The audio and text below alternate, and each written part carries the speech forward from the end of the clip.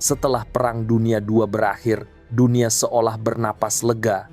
Eropa runtuh, Jepang menyerah, dan bangsa-bangsa di Asia Tenggara mulai menatap masa depan dengan harapan baru. Namun di satu wilayah yang jarang disorot peta global, sebuah konflik lain perlahan mulai tumbuh. Konflik yang kelak menjadi salah satu perang kemerdekaan paling menentukan abad ke-20. Wilayah itu bernama Indochina, atau yang kini kita kenal sebagai Vietnam. Selama puluhan tahun, wilayah luas ini hidup di bawah bayang-bayang kekuasaan kolonial Prancis. Namun ketika Jepang mundur pada tahun 1945, kekosongan kekuasaan muncul begitu cepat. Untuk pertama kalinya, rakyat Vietnam melihat peluang yang sebelumnya dianggap mustahil, kemerdekaan. Di tengah kekacauan itu, seorang pemimpin bernama Ho Chi Minh tampil mengumumkan kemerdekaan. Bagi rakyat Vietnam, ini bukan sekadar perubahan politik, ini adalah harapan untuk mengakhiri puluhan tahun kerja paksa, pajak mencekik, dan kehidupan di bawah kendali kolonial. Namun di mata Paris, cerita ini dipandang dengan cara yang berbeda. Prancis baru saja dipermalukan oleh Jerman, kehilangan banyak wilayah jajahan, dan reputasi sebagai kekuatan besar Eropa nyaris hancur. Ketika kabar proklamasi kemerdekaan Vietnam sampai ke Paris, itu bukan dipandang sebagai fakta politik, melainkan luka baru. Luka yang harus ditutup dengan cara apapun.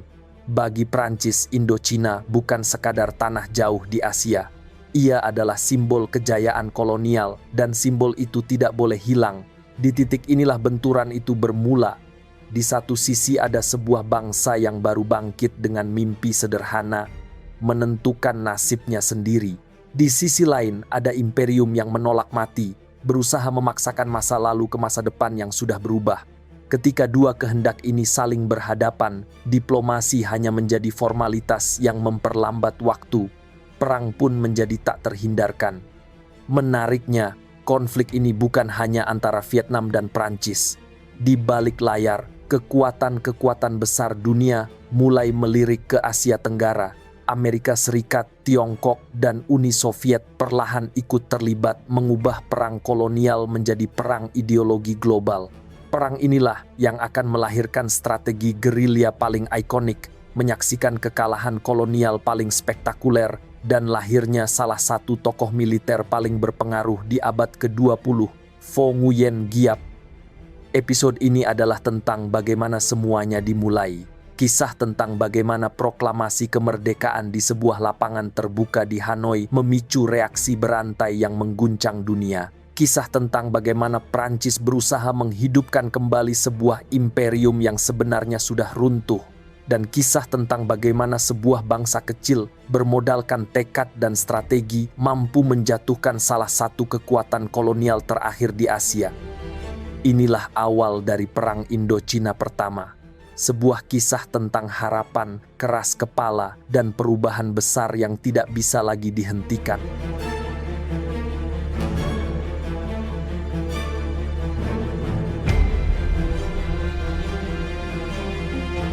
Ketika Jepang menyerah pada Agustus 1945, perubahan besar langsung terasa di seluruh Asia. Kekaisaran yang selama 4 tahun menguasai Indochina tiba-tiba runtuh dalam hitungan hari. Administrasi Jepang menghilang dari kantor-kantor pemerintahan, tentara mereka menunggu perintah pulang, sementara rakyat Vietnam berada dalam keadaan serba tidak pasti. Tidak ada otoritas jelas yang mengatur keamanan, pangan, atau jalannya pemerintahan. Kekosongan kekuasaan seperti ini jarang terjadi dalam sejarah, dan momen inilah yang membuka kesempatan bagi siapapun yang cukup cepat untuk mengambilnya. Kondisi masyarakat saat itu mempengaruhi cepatnya transisi kekuasaan. Rakyat Vietnam sudah sangat lelah di bawah pendudukan Jepang dan kehilangan kepercayaan pada kekuatan asing manapun. Terlebih lagi, kelaparan besar pada tahun 1944 hingga 1945 yang menewaskan sekitar 1 juta orang telah meninggalkan luka mendalam.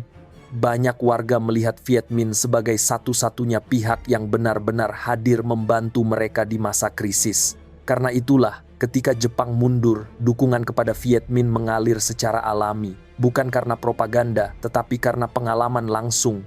Namun situasi geopolitik tidak sesederhana itu. Indochina secara teknis masih dianggap wilayah kolonial Prancis, meski Jepang menguasainya sejak tahun 1941, Prancis Vichy tetap ada sebagai pemerintahan boneka. Ketika Jepang tumbang, Prancis tidak ingin kehilangan wilayah yang mereka anggap sebagai permata Asia.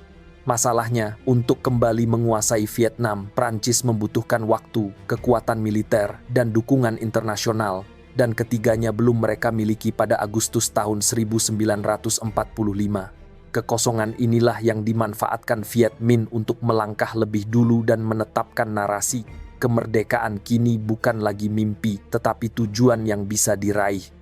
Sejarawan Stanley Carnot dalam bukunya Vietnam, A History, menggambarkan bahwa kejatuhan Jepang menciptakan ruang hampa politik yang begitu besar sehingga siapapun yang menguasainya dalam beberapa minggu pertama akan memegang masa depan Vietnam.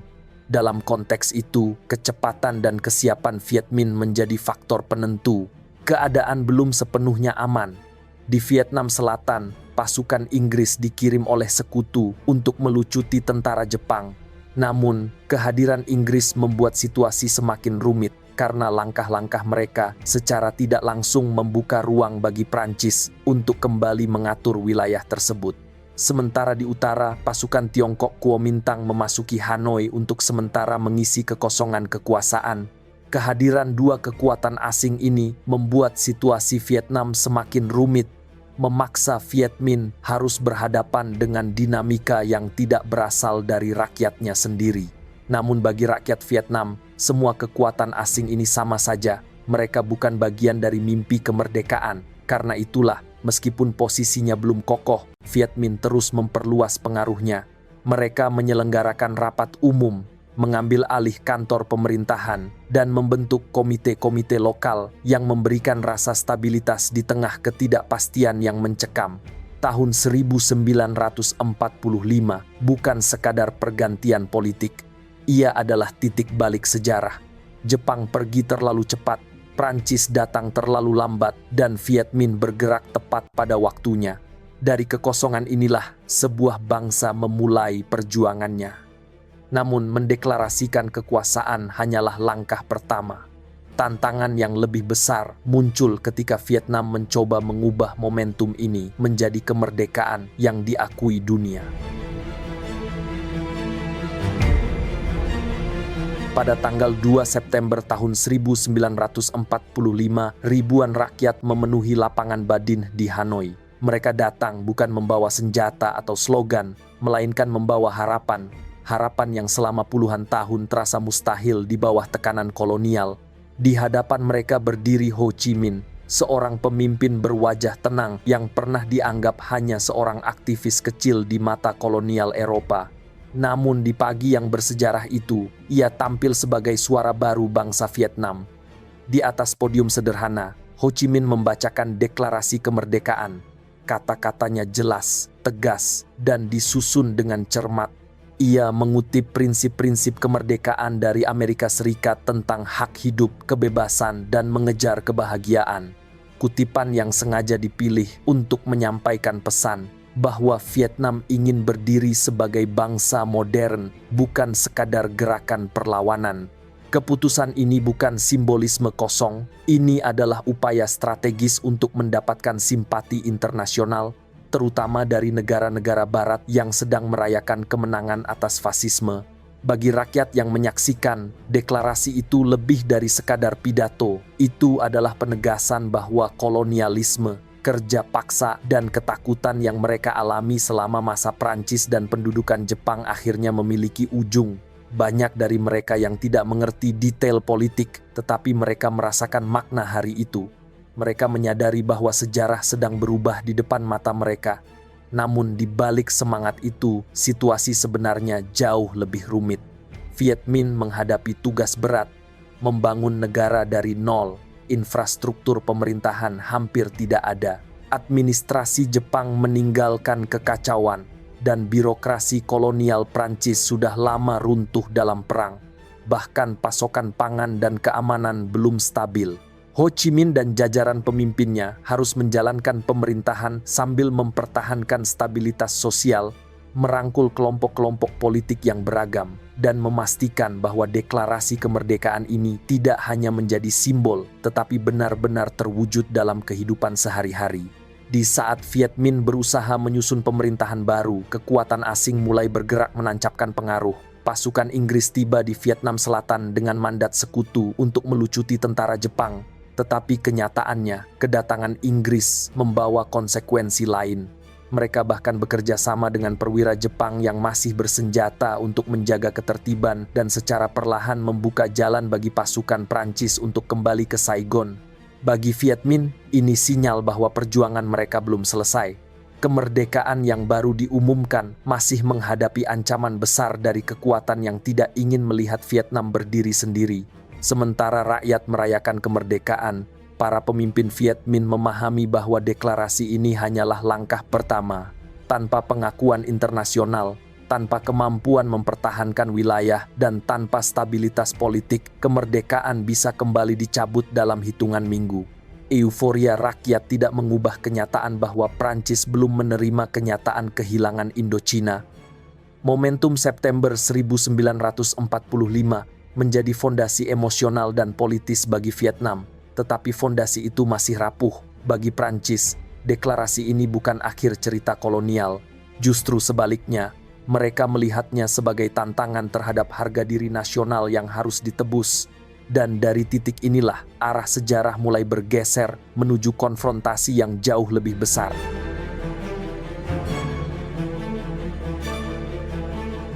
Di Eropa, kabar kemerdekaan Vietnam tidak disambut sebagai peristiwa sejarah baru. Bagi sebagian besar pejabat di Paris, deklarasi yang dibacakan Ho Chi Minh hanyalah tindakan sepihak yang tidak memiliki legitimasi apapun. Prancis baru saja melewati 4 tahun masa kelam di bawah pendudukan Jerman, dan reputasinya sebagai kekuatan global berada di titik terendah. Kehilangan Indochina di saat seperti itu dianggap sebagai penghinaan tambahan, sebuah pukulan terhadap harga diri yang tidak bisa diterima baik secara politik maupun emosional. Indochina memiliki tempat khusus dalam imajinasi kolonial Prancis. Wilayah itu dianggap sebagai bukti keberhasilan misi peradaban mereka di Asia. Sawah-sawah padi yang luas, perkebunan karet, serta kota-kota seperti Saigon dan Hanoi dianggap sebagai bukti keberhasilan misi peradaban mereka di Asia. Bahkan para elit kolonial menyebut Indochina sebagai permata Asia. Maka ketika kabar bahwa Viet Minh mengambil alih pemerintahan mulai menyebar, reaksi spontan yang muncul di Paris adalah keinginan untuk mengembalikan status quo apapun biayanya. Hanya beberapa minggu setelah Jepang menyerah, perencanaan untuk mengirim pasukan kembali ke Asia Tenggara segera dilakukan. Namun Prancis tidak bisa bertindak sendirian. Mereka masih lemah secara militer setelah Perang Dunia II, dan banyak wilayah jajahan lain juga menuntut perhatian. Untuk kembali ke Indochina, Prancis membutuhkan waktu dan dukungan operasional dari sekutu. Inggris, yang menguasai wilayah operasi di Asia Tenggara Selatan, memberikan bantuan logistik dan akses wilayah. Dengan bantuan inilah pasukan Prancis akhirnya dapat mendarat kembali di Saigon pada akhir 1945. Kedatangan mereka bukan disambut dengan tenang. Di lapangan, gesekan langsung terjadi antara pasukan Prancis, kelompok-kelompok kolonialis lokal, dan jaringan Viet Minh yang sudah mengakar di kota-kota besar. Saigon menjadi tempat benturan pertama. Insiden kecil di jalanan bisa berubah menjadi pertempuran terbuka hanya dalam hitungan jam. Tentara Prancis berusaha menduduki gedung pemerintahan, sementara kelompok Viet Minh dan pemuda-pemuda nasionalis membentuk barikade di berbagai sudut kota. Di banyak wilayah selatan, masyarakat masih berada dalam suasana pasca perang dan tidak siap menghadapi gelombang militer baru. Tetapi bagi Prancis, ini bukan sekadar operasi keamanan. Ini adalah misi pemulihan kehormatan. Mereka menganggap kehadiran Viet Minh sebagai tantangan terhadap martabat nasional dan percaya bahwa hanya kekuatan militer yang dapat memulihkan stabilitas. Sementara itu, di desa-desa dan pedalaman, banyak warga menganggap kembalinya pasukan kolonial dipandang sebagai ancaman terhadap harapan kemerdekaan yang baru saja tumbuh. Tekanan dari kedua sisi semakin kuat. Di satu pihak, Prancis membutuhkan kemenangan cepat untuk menunjukkan bahwa mereka masih memiliki kendali kolonial. Di pihak lain, Viet Minh menolak mundur karena mereka yakin bahwa perjuangan kemerdekaan tidak bisa ditawar lagi. Suasana politik memburuk dalam hitungan bulan dan kekerasan di lapangan semakin tak terhindarkan. Pada akhir 1946, jelas terlihat bahwa arah peristiwa tidak menuju kompromi yang damai. Prancis ingin memaksakan kembalinya imperium mereka, sementara Vietnam berada pada momentum sejarah yang tidak ingin mereka lepaskan. Keduanya saling menunggu langkah satu sama lain, dan setiap gesekan kecil berpotensi berubah menjadi ledakan besar. Dari sinilah Prancis mulai mencoba jalur diplomasi, berharap dapat meredam ketegangan. Namun di balik meja perundingan, semua pihak sudah tahu bahwa apa yang terjadi hanyalah penundaan sementara sebelum konflik sesungguhnya benar-benar meledak.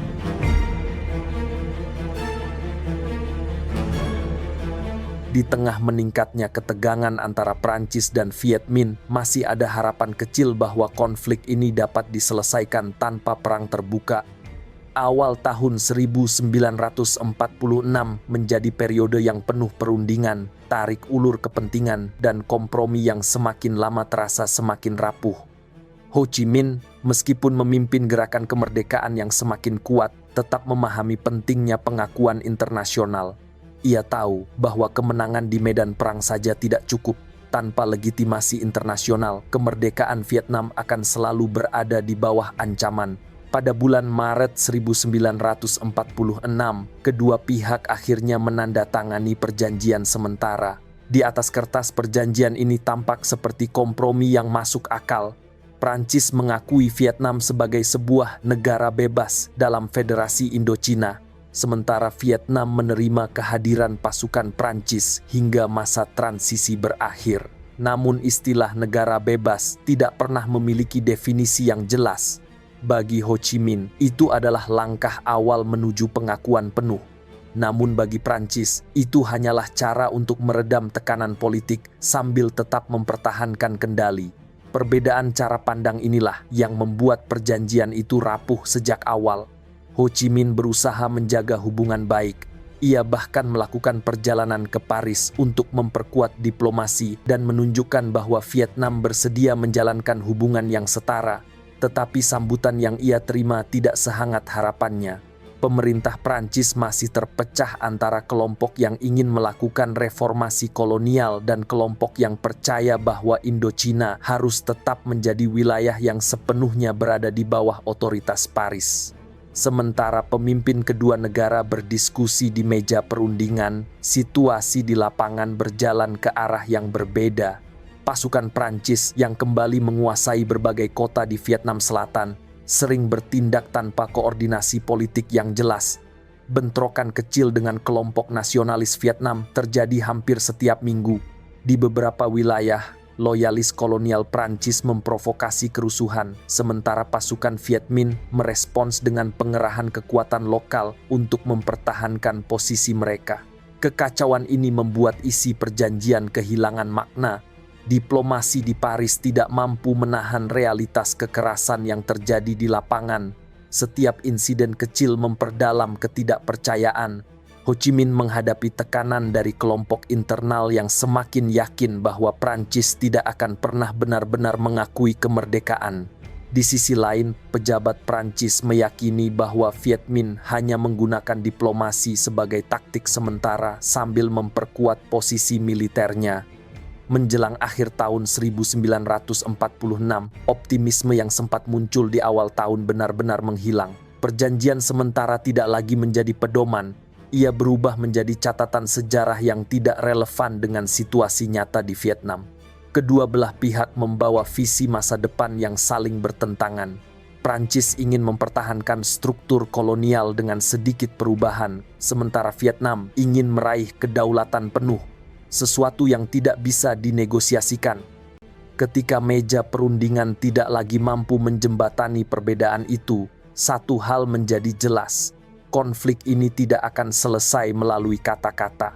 Apa yang selama ini ditekan di balik diplomasi akhirnya akan muncul ke permukaan. Perang semakin dekat dan tidak ada yang benar-benar siap menghadapi apa yang akan terjadi setelahnya.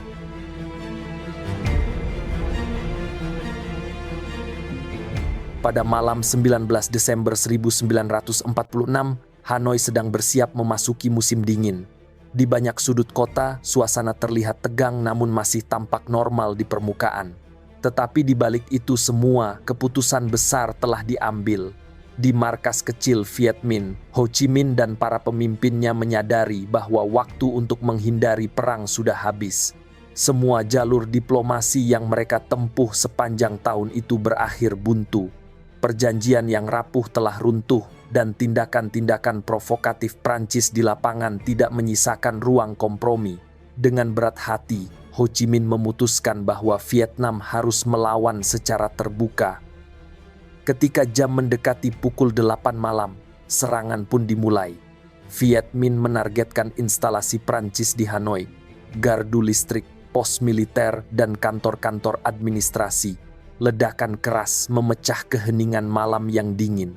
Lampu-lampu kota padam, dan jalanan seketika berubah menjadi arena pertempuran. Bagi Viet Minh, tindakan ini bukan sekadar operasi militer. Ini adalah pernyataan bahwa Vietnam menolak kembali berada di bawah kekuasaan kolonial.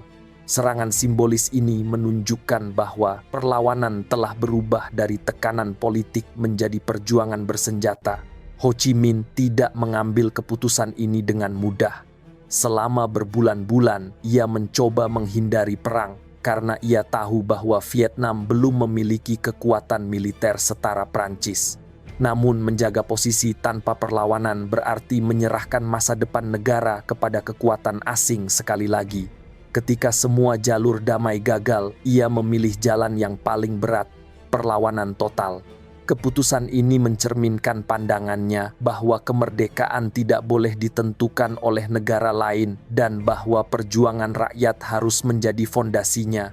Prancis yang telah lama mempersiapkan kemungkinan ini segera merespons dengan kekuatan penuh. Pasukan kolonial melancarkan operasi besar-besaran untuk merebut kembali kendali kota. Rumah-rumah disisir, barikade dihancurkan, dan pasukan Viet Minh dipaksa mundur dari pusat kota menuju pinggiran. Dalam beberapa hari, Prancis menguasai Hanoi. Namun bagi Viet Minh, kehilangan kota bukan kekalahan. Mereka sudah memperkirakan hal itu sejak awal. Strategi mereka bukan mempertahankan ibu kota dalam perang terbuka, melainkan menyebarkan perlawanan ke seluruh Vietnam dan mengubah konflik menjadi perang rakyat yang panjang. Dan itulah yang mulai terjadi. Setelah bentrokan di Hanoi, perlawanan merebak ke seluruh negeri. Desa-desa membentuk unit-unit milisi. Jalur komunikasi Prancis disabotase. Gerilyawan menyebar ke hutan, gunung, dan pedalaman, memanfaatkan pengetahuan lokal untuk melancarkan serangan kecil yang konsisten. Prancis mungkin menguasai kota, tetapi mereka tidak bisa menguasai wilayah yang luas dan sulit dijangkau. Pertempuran 19 Desember menjadi titik balik yang menentukan. Malam itu tidak hanya menandai awal perang resmi, tetapi juga mengubah arah sejarah Vietnam. Dari kegelapan kota Hanoi, sebuah perang nasional lahir. Perang yang akan berlangsung lebih dari 8 tahun dan menguji ketahanan seluruh bangsa. Di balik semua ini, satu sosok mulai memainkan peran yang semakin penting. Vo Nguyen Giap, pria yang kelak merancang strategi perang gerilya paling terkenal di abad ke-20 dan membawa Vietnam menuju kemenangan yang tidak pernah dibayangkan Prancis.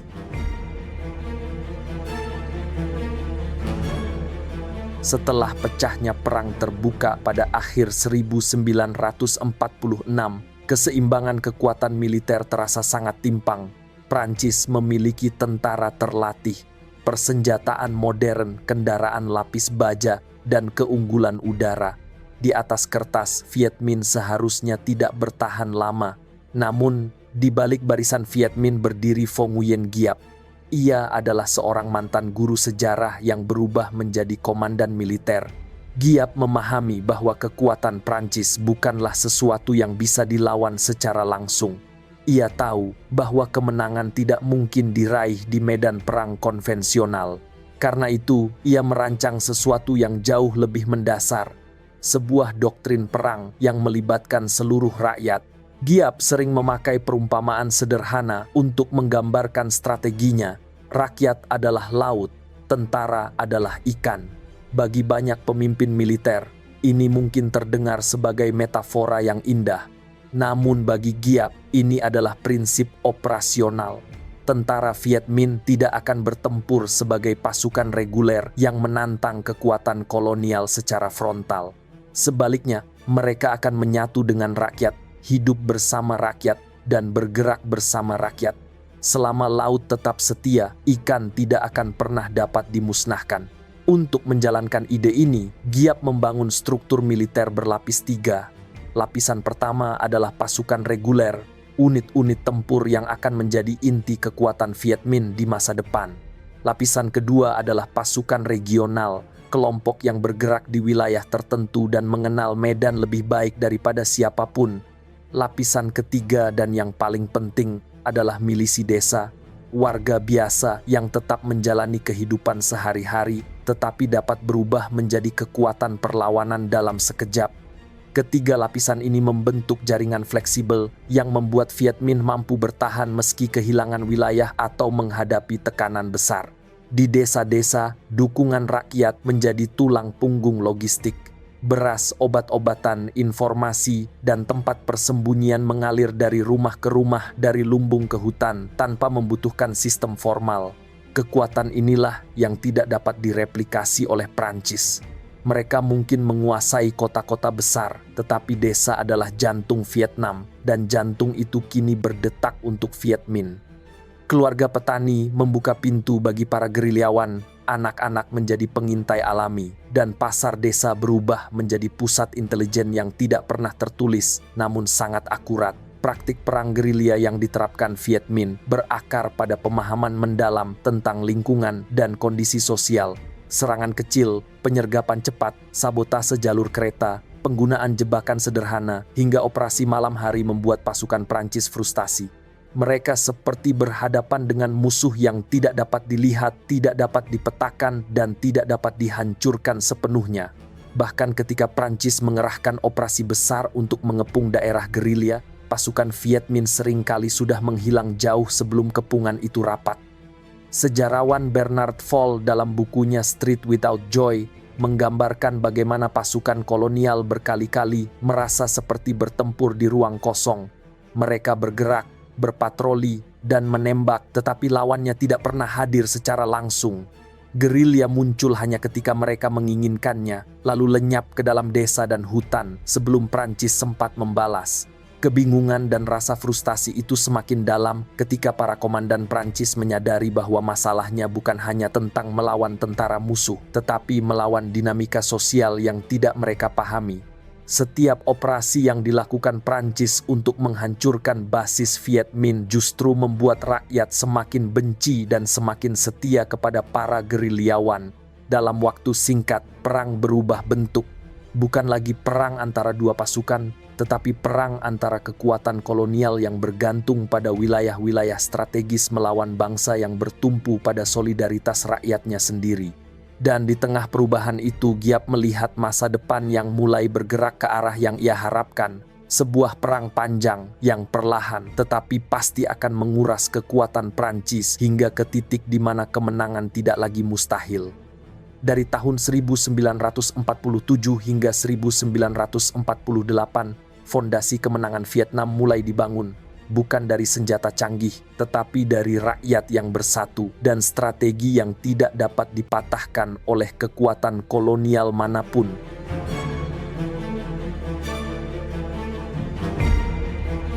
Memasuki tahun 1947, Prancis menyadari bahwa pendekatan defensif tidak cukup untuk menghadapi Viet Minh. Serangan-serangan kecil gerilyawan terus mengganggu jalur suplai, merusak infrastruktur, dan menghancurkan pos-pos kecil. Pasukan Prancis mulai kehilangan inisiatif. Untuk mengembalikan kendali dan mengakhiri konflik secara cepat, Paris memutuskan meluncurkan operasi-operasi besar dengan tujuan menghancurkan inti kekuatan Viet Minh dalam satu pukulan. Keyakinannya sederhana, jika para pemimpin dan markas pusat Viet Minh bisa ditangkap atau dimusnahkan, seluruh perlawanan akan runtuh. Operasi pertama, yang diberi nama Operasi Lea, diluncurkan pada akhir 1947 di wilayah pegunungan Bac Can. Rencana ini ambisius. Prancis menggunakan helikopter, pasukan payung, dan konvoi besar untuk mengepung daerah yang diyakini menjadi pusat komando Ho Chi Minh dan Pho Nguyen Giap. Secara taktis, Prancis berada di jalur yang benar.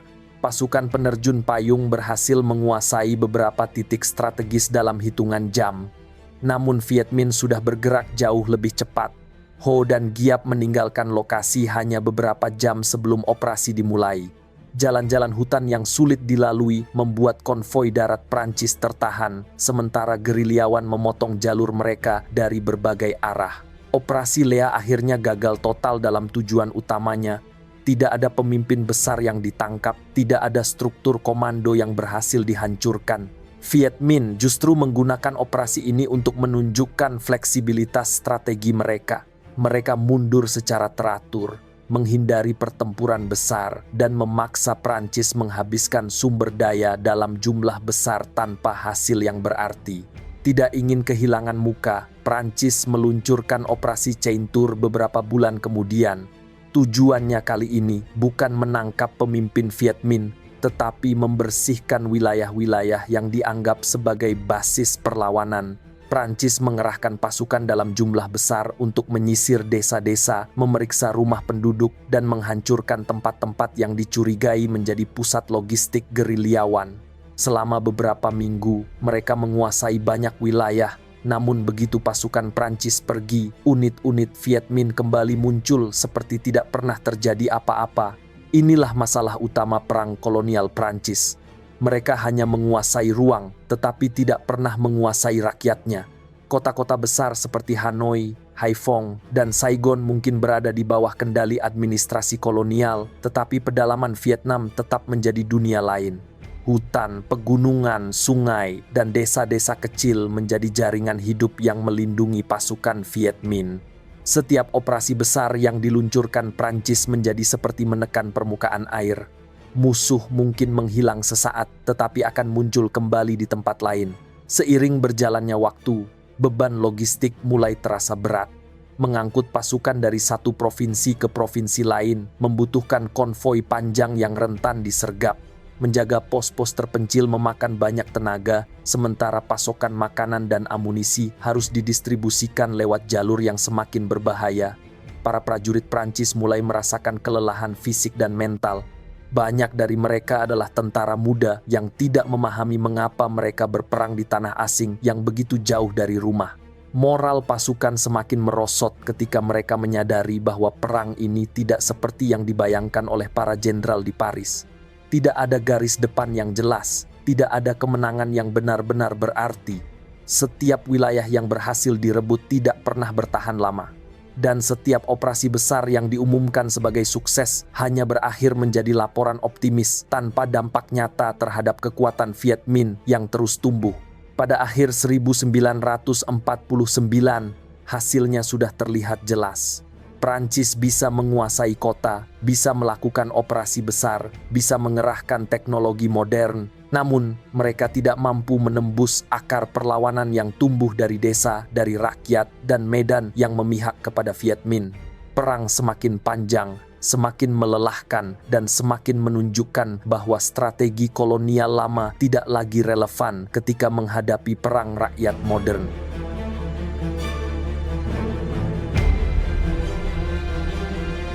Tahun 1949 menjadi titik perubahan besar dalam perang yang hingga saat itu tampak berjalan lambat dan melelahkan bagi kedua pihak. Di luar Vietnam, sebuah peristiwa global terjadi. Kekuatan komunis memenangkan perang saudara Tiongkok. Mao Zedong memproklamasikan berdirinya Republik Rakyat Tiongkok pada Oktober 1949. Perubahan ini langsung mengguncang peta geopolitik Asia. Bagi Viet Minh, kejadian ini seperti membuka pintu baru yang sebelumnya tertutup rapat.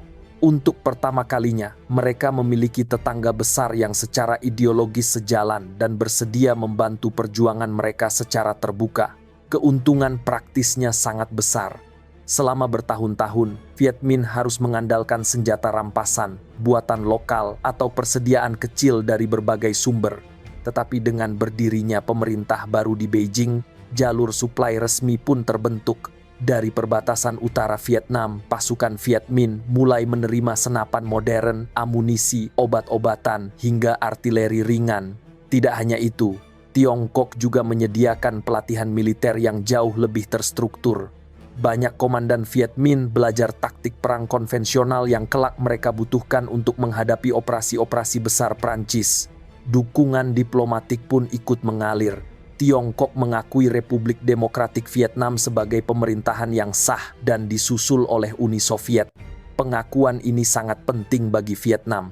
Selama ini, Prancis berupaya memosisikan Viet Minh sebagai kelompok pemberontak tanpa legitimasi. Namun ketika dua kekuatan besar mengakui mereka, status Viet Minh berubah secara drastis.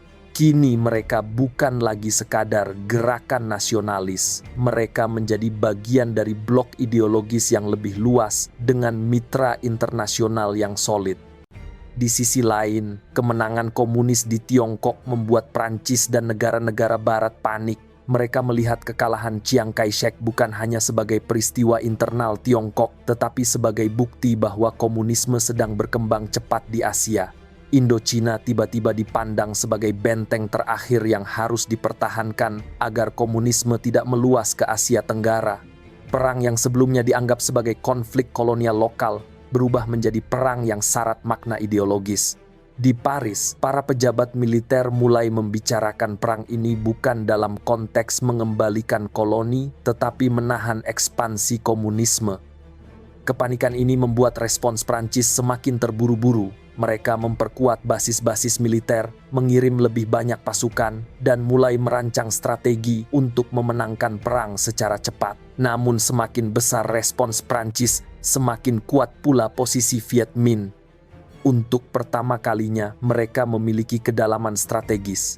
Jika terdesak, mereka bisa mundur melewati perbatasan ke wilayah yang aman di Tiongkok, memperoleh suplai, lalu kembali bertempur dengan kekuatan baru. Perubahan yang terjadi pada tahun 1949 membuat arah perang tidak lagi bisa kembali seperti sebelumnya. Kini keseimbangan kekuatan mulai bergeser.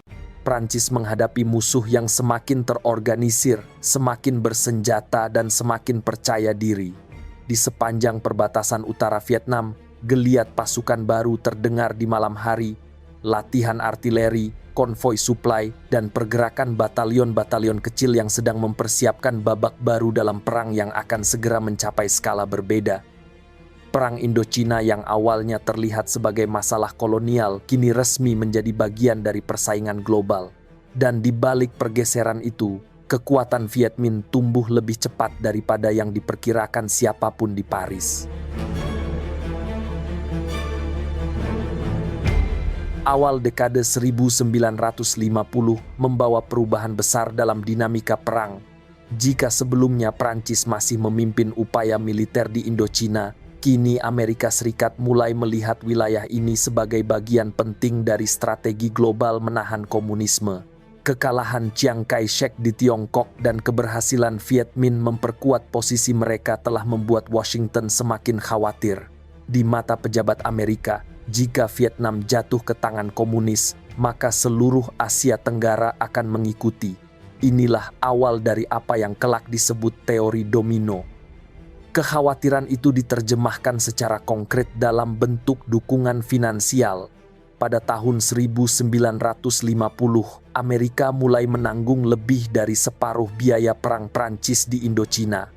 Dan angka itu terus meningkat hingga menjelang 1953, Washington membayar sekitar 80% dari seluruh operasi militer Prancis, mulai dari peluru artileri, logistik, kendaraan lapis baja, hingga pesawat angkut. Perang yang awalnya merupakan konflik kolonial kini berubah menjadi perang yang didanai kekuatan adidaya. Dukungan Amerika tidak berhenti pada pendanaan. Washington mengirim penasihat militer untuk membantu melatih pasukan kolonial dan unit-unit lokal yang setia kepada Prancis. Mereka membawa doktrin militer modern, sistem komunikasi baru, dan peralatan tempur dalam jumlah besar. Kehadiran penasihat ini memberi kesan bahwa perang akan memasuki fase yang lebih terorganisir dan lebih intens. Namun teknologi modern saja tidak cukup untuk mengubah arah perang. Dalam upaya memperlemah pengaruh Ho Chi Minh, Prancis dan Amerika bekerja sama membentuk sebuah entitas politik baru, negara Vietnam di bawah pimpinan mantan Kaisar Bao Dai. Harapannya, keberadaan negara boneka ini dapat memberikan alternatif politik bagi rakyat Vietnam dan melemahkan dukungan terhadap Viet Minh. Namun, usaha ini tidak menghasilkan efek yang diinginkan. Kebanyakan rakyat melihat pemerintahan Bao Dai tidak lebih dari struktur kolonial yang diberi wajah baru. Pemerintahan itu tidak memiliki legitimasi sosial, apalagi dukungan kuat di pedesaan yang merupakan basis kekuatan utama Viet Minh. Sementara itu, di medan tempur, perang memasuki fase yang lebih ganas dengan suplai senjata dari Tiongkok dan dukungan finansial dari Amerika di kubu Prancis. Kedua pihak mulai meningkatkan skala operasi. Prancis membangun pos-pos pertahanan besar, menggunakan artileri berat dan melakukan patroli intensif untuk menjaga jalur suplai. Pada saat yang sama, Viet Minh mulai menjalankan pertempuran posisi di beberapa wilayah, menunjukkan bahwa mereka tidak lagi hanya mengandalkan gerilya. Mereka kini mampu mengorganisir pasukan dalam unit-unit besar, bahkan melakukan pengepungan terhadap garnisun Prancis. Tetapi meskipun Prancis memiliki artileri dan kendaraan lapis baja, medan Vietnam tetap menjadi tantangan besar. Penyergapan di lembah-lembah, serangan malam, dan taktik hit and fade melemahkan pasukan kolonial secara perlahan. Setiap kali Prancis berhasil merebut sebuah posisi, Viet Minh akan kembali menyerang dari arah yang tidak terduga. Jalur suplai kolonial semakin sulit dipertahankan, sementara Viet Minh justru semakin kuat karena dukungan rakyat yang tidak pernah surut. Menjelang akhir tahun 1953, perang telah berubah bentuk. Ini bukan lagi konflik antara kekuatan kolonial dan gerakan nasionalis. Ini adalah benturan dua dunia. Satu didukung oleh Amerika Serikat sebagai benteng anti-komunis, dan satu lagi diperkuat oleh Tiongkok yang baru bangkit sebagai kekuatan revolusioner. Di tengah pertarungan besar itu, kedua pihak mulai mempersiapkan langkah yang akan menentukan masa depan Indochina. Perang yang membesar ini tidak hanya soal wilayah atau strategi. Ini adalah pertaruhan ideologi global yang berlangsung di desa-desa, gunung-gunung, dan sungai-sungai Vietnam. Dan di tengah ketegangan inilah sebuah titik balik besar mulai terbentuk. Sebuah pertempuran yang akan menentukan nasib kekuasaan kolonial Prancis di Asia, Dien Bien Phu.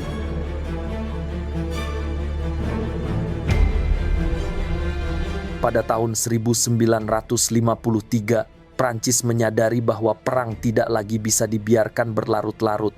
Biaya membengkak, opini publik di Eropa, dan meningkatnya kemampuan militer Viet Minh memaksa para perencana strategis di Paris mencari satu langkah besar yang bisa mengubah jalannya konflik. Mereka membutuhkan kemenangan spektakuler, kemenangan yang dapat mempermalukan Viet Minh, mematahkan moral Ho Chi Minh, dan membuka jalan menuju perundingan yang menguntungkan Prancis. Dari pemikiran inilah lahir strategi yang kelak menjadi salah satu kesalahan terbesar dalam sejarah kolonial. Mendirikan benteng besar di sebuah lembah terpencil bernama Dien Bien Phu. Ide dasarnya terlihat sederhana, memancing Viet Minh keluar dari perang gerilya dan memaksa mereka bertempur secara terbuka melawan kekuatan konvensional Prancis. Para jenderal kolonial yakin bahwa begitu Viet Minh muncul dalam formasi besar, artileri dan superioritas udara Prancis dapat menghancurkan mereka. Dien Bien Phu dipilih karena lokasinya berada di lembah luas yang dikelilingi bukit. Di atas kertas, lembah itu menjadi arena yang sempurna untuk menjebak musuh. Prancis juga percaya bahwa wilayah tersebut dapat menghalangi jalur suplai Viet Minh ke Laos. Semua indikator terlihat menjanjikan, setidaknya bagi para perwira yang melihat peta dari markas. Namun peta seringkali menipu. Apa yang tampak strategis di atas kertas justru menjadi jebakan yang mematikan di lapangan. Prancis menganggap bukit-bukit di sekitar lembah tidak dapat digunakan untuk menempatkan artileri karena medan yang begitu terjal. Mereka tidak membayangkan bahwa Viet Minh dibantu puluhan ribu rakyat desa akan mampu memindahkan meriam berat melintasi hutan, tanah berlumpur, dan pegunungan hanya dengan tenaga manusia. Tetapi itulah yang terjadi. Dengan keranjang bambu, papan kayu, dan tali sederhana, penduduk desa Vietnam mengangkut artileri satu persatu, bagian demi bagian, mendekati posisi Prancis tanpa pernah terlihat oleh pesawat pengintai. Langkah besar ini menjadi salah satu faktor penentu dalam pertempuran. Dengan menempatkan artileri di ketinggian, Viet Minh memiliki posisi yang jauh lebih unggul daripada pasukan Prancis di lembah. Meriam-meriam itu ditempatkan di dalam gua dan lubang-lubang tersembunyi sehingga sulit dihancurkan oleh serangan udara. Sejarawan Bernard Fall dalam bukunya Hell in a Very Small Place menggambarkan Dien Bien Phu sebagai perangkap yang dipasang sendiri, di mana pasukan Prancis yang terkunci di dasar lembah menghadapi tembakan balasan artileri yang selalu datang dari posisi tersembunyi di bukit-bukit sekelilingnya. Situasi ini mengubah lembah tersebut menjadi sebuah sangkar maut yang secara sistematis menutup rapat di sekeliling mereka. Selain artileri, Viet Minh membangun jaringan parit yang sangat luas. Parit-parit itu digali secara konsentris, bergerak mendekati posisi Prancis sedikit demi sedikit setiap hari. Awalnya Prancis menganggap ini hanya gangguan kecil, tetapi seiring waktu parit itu merayap semakin dekat, memotong jalur suplai dan memungkinkan pasukan Viet Minh bergerak tanpa terlihat. Setiap malam posisi Prancis semakin tertekan, seolah-olah musuh datang dari tanah itu sendiri. Sementara itu, kondisi internal Dien Bien Phu semakin memburuk. Cuaca berubah menjadi musuh kedua bagi Prancis. Hujan lebat membuat landasan udara berlumpur dan pesawat suplai sulit mendarat. Banyak suplai akhirnya harus dijatuhkan dari udara, tetapi angin dan tembakan anti pesawat Viet Minh membuat proses itu tidak mudah. Sebagian besar suplai justru jatuh ke area yang dikuasai Viet Minh. Amunisi menipis, makanan berkurang, dan para tentara mulai merasakan kelelahan mental maupun fisik. Situasi moral pasukan kolonial semakin runtuh ketika mereka menyadari bahwa mereka bukan lagi pihak yang mengepung, melainkan pihak yang dikepung. Harapan untuk keluar dari lembah itu semakin mengecil. Prancis telah mempertaruhkan banyak hal di Dien Bien Phu, tetapi semua elemen strategis kini berbalik melawan mereka. Yang awalnya dirancang sebagai benteng tak tertembus, berubah menjadi kubangan lumpur yang syarat penderitaan.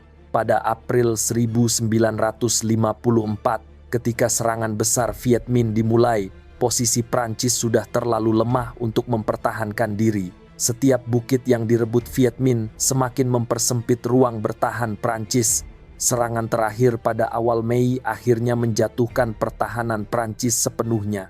Pada tanggal 7 Mei 1954, bendera Viet Minh berkibar di atas benteng utama, mengakhiri salah satu pengepungan paling dramatis dalam sejarah modern. Dien Bien Phu bukan hanya kekalahan militer, ia adalah simbol kejatuhan sebuah imperium. Dan dari reruntuhan itu, wajah baru dunia sedang terbentuk, wajah yang tidak lagi ditentukan oleh kekuatan kolonial lama. Kekalahan Prancis di Dien Bien Phu mengguncang dunia. Dalam hitungan hari setelah benteng itu jatuh, suasana politik di Paris berubah drastis. Para pemimpin Prancis mengetahui bahwa perang tidak lagi dapat dilanjutkan. Rakyat sudah lelah, kekuatan militer terkuras, dan prestis kolonial mengalami pukulan telak. Tidak ada pilihan lain selain mencari penyelesaian diplomatik. Dari sinilah konferensi Geneva lahir. Sebuah pertemuan besar yang tidak hanya menentukan masa depan Vietnam, tetapi juga arah politik Asia Tenggara selama beberapa dekade. Pada musim panas tahun 1954, delegasi dari berbagai negara berkumpul di kota Geneva, Swiss. Negara-negara besar hadir dengan agenda masing-masing. Prancis ingin keluar dari perang dengan cara terhormat, Vietnam ingin kemerdekaan penuh, Amerika Serikat ingin menahan laju komunisme, Uni Soviet ingin menjaga stabilitas global setelah era Stalin. Tiongkok ingin memperkuat posisinya sebagai kekuatan regional, sementara Inggris berperan sebagai penengah yang berhati-hati. Pertemuan itu menjadi arena diplomasi rumit, di mana setiap keputusan harus melalui negosiasi panjang dan kompromi yang sulit. Hasil paling penting dari konferensi ini adalah pembagian Vietnam di garis paralel ke-17. Garis itu didefinisikan bukan sebagai batas negara permanen, melainkan garis demarkasi sementara hingga pemilu nasional dapat diselenggarakan pada tahun 1956. Vietnam Utara berada di bawah pemerintahan Ho Chi Minh, sementara Vietnam Selatan berada di bawah pemerintahan yang didukung Barat. Keputusan ini lahir dari pertimbangan realitas militer.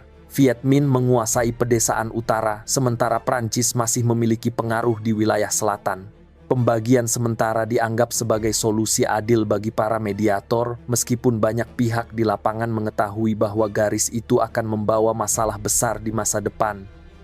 Selain Vietnam, dua wilayah lain yang sebelumnya berada di bawah Indochina Prancis, Laos, dan Kamboja diakui sebagai negara merdeka sepenuhnya. Ini merupakan perubahan besar di Asia Tenggara, karena untuk pertama kalinya seluruh rangkaian wilayah Indochina keluar dari bayang-bayang kolonial Eropa. Namun kemerdekaan kedua negara itu juga datang dengan tantangan besar, terutama tekanan internal dan keterlibatan kekuatan asing yang kelak akan membayangi dalam konflik-konflik berikutnya. Rencana pemilu nasional Vietnam pada tahun 1956 sebenarnya menjadi inti kesepakatan Geneva. Pemilu itu dimaksudkan untuk menyatukan kembali Vietnam di bawah pemerintahan yang dipilih rakyat. Namun, Amerika Serikat langsung menolak gagasan tersebut. Washington khawatir bahwa Ho Chi Minh yang sangat populer di seluruh negeri hampir pasti akan memenangkan pemilu tersebut. Karena itu, mereka mendukung pemerintah Vietnam Selatan untuk menolak pemilu dengan alasan situasi politik belum stabil. Keputusan inilah yang kelak menjadi akar konflik besar berikutnya, Perang Vietnam. Bagi Prancis, konferensi Geneva adalah penutup resmi keterlibatan mereka di Asia Tenggara. Setelah hampir 1 abad menguasai Indochina dan 8 tahun perang yang melelahkan, Prancis akhirnya meninggalkan wilayah itu secara penuh. Mereka kembali ke Eropa membawa kekalahan yang pahit dan reputasi kolonial yang tidak akan pernah pulih seperti sebelumnya. Meski konferensi ini secara resmi mengakhiri Perang Indochina pertama, ia juga membuka babak baru yang tidak kalah kompleks. Vietnam kini terbagi dua, kedua pihak semakin curiga satu sama lain, dan kekuatan global semakin terlibat dalam percaturan politik Asia.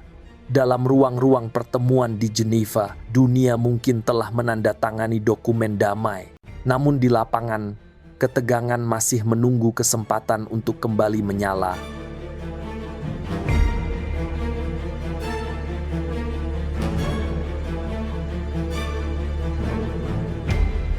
Perang Indochina pertama berakhir bukan hanya dengan kekalahan militer Prancis, tetapi dengan runtuhnya keyakinan bahwa kekuatan kolonial Eropa masih bisa mempertahankan dunia lama. Di Dien Bien Phu, bukan sekadar pasukan Prancis yang tumbang, tetapi seluruh logika imperium yang dibangun selama berabad-abad. Prancis datang dengan tank, artileri, dan ambisi masa lalu, tetapi mereka melupakan satu hal penting. Dunia telah berubah, dan bangsa-bangsa yang pernah dijajah kini menuntut hak menentukan nasib sendiri. Viet Minh membuktikan bahwa kekuatan militer modern tidak selalu mampu mengalahkan tekad rakyat yang bersatu. Perang rakyat yang dibangun melalui jaringan desa, solidaritas sosial, dan strategi jangka panjang menjadi senjata paling efektif melawan kolonialisme. Kemenangan di Vietnam menggema ke seluruh dunia. Dari Aljazair hingga Indonesia, dari Afrika hingga Amerika Latin, perjuangan rakyat Vietnam menjadi bukti bahwa kekuasaan kolonial bisa digoyahkan, bahkan dijatuhkan oleh bangsa yang bersatu dan sabar menunggu momentum. Namun kemenangan ini bukan berarti akhir dari perjuangan Vietnam. Justru sebaliknya, Prancis boleh menarik diri, tetapi kekuatan lain segera mengambil posisi. Amerika Serikat yang melihat Asia Tenggara sebagai bagian penting dari pertarungan ideologi global mulai mengisi kekosongan yang ditinggalkan Prancis. Di balik euforia kemenangan, Vietnam menghadapi ancaman baru yang jauh lebih besar daripada sebelumnya. Sebuah negara yang memiliki kekuatan ekonomi, teknologi, dan militer terbesar di dunia. Masa depan Indochina memasuki babak baru. Kolonialisme lama telah tumbang, tetapi perang ideologi baru sedang menunggu di ambang pintu. Perjuangan yang dimulai sebagai perang kemerdekaan akan berubah menjadi konflik global yang melibatkan banyak negara dan akan memakan lebih banyak korban daripada perang melawan Prancis. Di sepanjang sejarah Vietnam, ada satu pelajaran yang terus terulang. Kekuatan besar bisa runtuh, tetapi tekad untuk merdeka tidak pernah padam.